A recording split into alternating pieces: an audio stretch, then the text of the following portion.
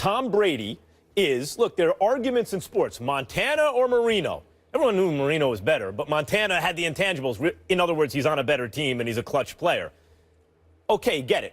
You look at Peyton Manning and Tom Brady. Oh, Brady gave you the feeling he was better because he's on a better team and he's clutch, and Peyton wasn't, but Peyton had better numbers. Derek Jeter and Alex Rodriguez. A-Rod had the numbers, but Jeter had the World Series, was on a better team, also gave you the impression he's clutch. The thing about Tom Brady in recent years is now he is Dan Marino, Peyton Manning, and A-Rod, but with, you know, in terms of all those numbers, but he's clutch and wins like Jeter and Tom Brady and Joe Montana. He has the numbers to back it up, and he has the championship. He was already the greatest of all time when this happened. What this does is put distance between him and everybody else, increases the distance, and adds including Aaron Rodgers, distance. Well, yes, is he the Michael Jordan of football? No, he's not the Michael Jordan of football, because Mike Jordan, that's a different level. But no, he's not better than Aaron Rodgers, but he has the resume that you can't dispute. He's on a greater team with a much better coach and many more career accomplishments. Is he actually better if you could choose either quarterback? No, but we'll save that for later in the show. The point is, he had already established his legacy as the greatest quarterback ever. This adds to it because this is probably the most incredible part of his legend, kind of like LeBron James last year in the finals, bringing them back from down 3-1. Already the greatest of all time. Stephen A., you had Joe Montana ahead of him. I was getting ready to go there. I've always had Joe Montana ahead of him. But I always have.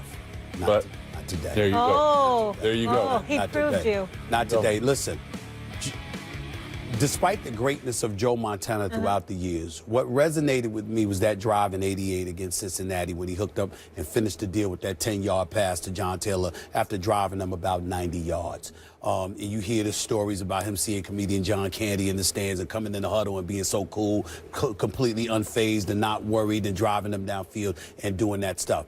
Although I've seen Tom Brady do it before, because after all, yesterday was the 51st time he's had a comeback victory in his career, I've never seen anything like this. What I saw last night may be the greatest performance I've ever seen in the championship game, in the Super Bowl. I'll go to NFL because I got to think a little bit harder about some NFL encounters and things, NBA encounters rather than things that I've seen. But this is the greatest on a football field that I've ever seen. I thought that Tom Brady was absolutely sensational on so many ways. The passes that he was making when it counted, the accuracy, the poise, everything that you want from your leader. He delivered the goods. Now, he was already considered one of the great ones. After what I saw yesterday, that was a Montana moment that, to me, I had never gotten from Brady. I saw Brady lose an AFC championship game to Peyton Manning and the Indianapolis Colts. I saw him lose an AFC championship game against Denver. I saw him not close the deal against the Giants. You know, one time or another, whether it's because of a sack or anything like that, or Eli Manning coming to the rescue with David Tyree or the Mario Manningham hookup. I saw all of these things. I was waiting for what I believed was a Joe Montana moment from Tom Brady to eclipse him over Joe Montana. This was it. I concede. I have nothing to say. It's the greatest performance I've ever seen on a football field. I've said it for the last 2 weeks that he's the greatest quarterback of all time. I've said this. He didn't have to win the game, or even if he lost the game. And I said this because over the history of his career, he has done nothing but win football games. And as a quarterback in the NFL, you're not measured by the numbers that you put up, because a lot of numbers that some quarterbacks have could be you could be getting blown out by 30, 40 points, and you're still racking up numbers. But it's the consistency with winning. Making it to the AFC Championship 11 times and going to the Super Bowl 7 out of those 11 times. Winning 5 Super Bowl championships. I don't care if you average 195 passing yards a game.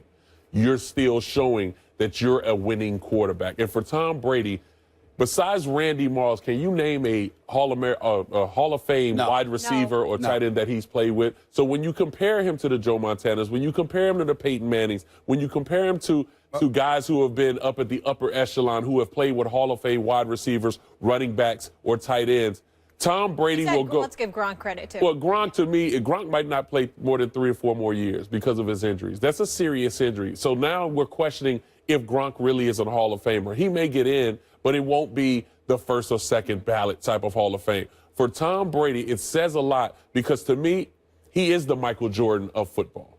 Now, we talk about Aaron Rodgers and his ability of what he can do, but when you have a guy who I would say probably less athletic than a lot of quarterbacks that have played, but still have the mentality of knowing what to do with the right situation and elevating the players around him. Julian Edelman was a quarterback in college.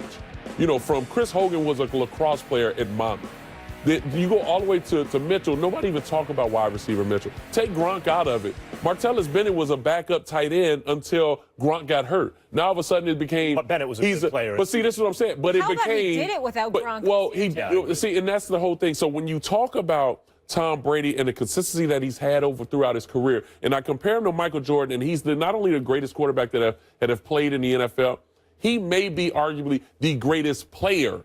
Because quarterbacks get measured a little bit differently. And I say that because last night showed me something different where it became a Michael Jordan moment in Utah, hitting that game winner, holding it up. There. And holding it up, and I'm a Bulls fan, holding his hand up to follow through to let everybody know where I stand as far as history is concerned. That last night showed where Tom Brady was, with they leading them down for the championship for the win. That right there just let everybody know how great Tom Brady is, and it was a mic drop moment where he can retire at this point, and we would love him for the rest of his life. What you guys are both talking about is the narrative-changing nature of the moment. For you, it's having that Montana moment where you drive to win the whole thing. For you, it's letting everyone know that you're the greatest of all time, like a Michael Jordan moment, Joe Montana moment.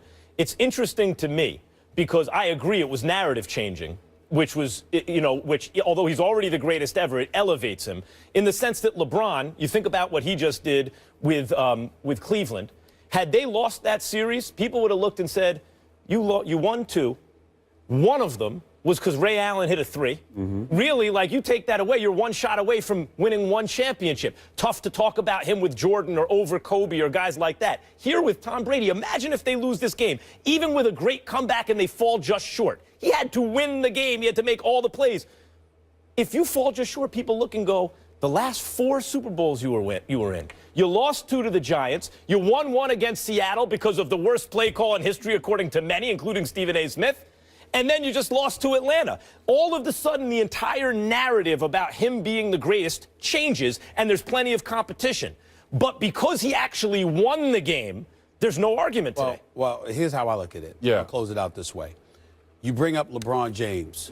As far as I'm concerned, Warriors are 2-time champions if Draymond Green doesn't get suspended. It's just that simple to me. You know, that's not a moment that you can look at with Tom Brady. When we look at Jordan, that moment against Utah, whatever, but he was already a 5-time champion, and now he had won the 6 and closed the deal, and plus the Bulls were favored in that game. Tom Brady was down 28-3. It is the greatest comeback in the history of the Super Bowl. Right. Exercised against a team that everybody and their mother looked at and said, they're more talented. Right. On offense. They said they're big. I'm talking about they're bigger, they're stronger, they were vicious, they were getting at them. Just from an athletic perspective, they were just those dogs. They had that in them. Now, it's one thing to look at it from its standpoint and say, all right, the Patriots should beat them going into the game. But once you watch the first 2.5 quarters, you thought the game was over. And you saw it, it was like, my God, they're just better. And then here comes Brady. Yeah. And the defense and special teams. But you got to remember, and a lot of mistakes by the Falcons. 2 games that they and lost against the Giants, he was winning. That's right. Up until 2 minutes. That's right. All right, that's got to be the last word because we got a lot more to get into. So you heard from the fellas on Tommy Boy. Now we want to hear from you. Is Tom Brady the GOAT? Go on Twitter now. Make your voice heard. We'll share those a little bit later. But coming up here on First Take, Donovan is staying with us. And after the break, it was an up-and-down weekend for Matty Ice. He wins NFL MVP, but is on the wrong end of an epic Super Bowl. Did last night prove Ryan is not the MVP? Don't miss that discussion. Plus, Terrell Owens does not get a hall pass this weekend, so does the controversial